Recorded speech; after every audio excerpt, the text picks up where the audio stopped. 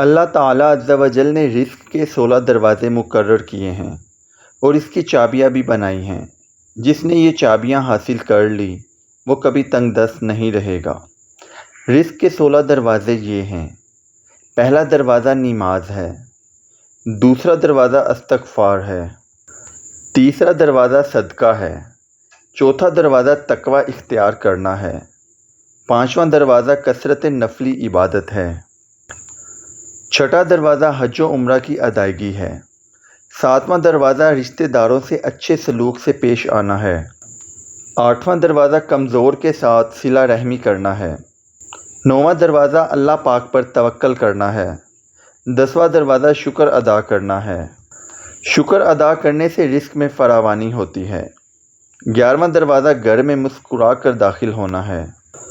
13واں دروازہ ہر وقت باوضو رہنا ہے۔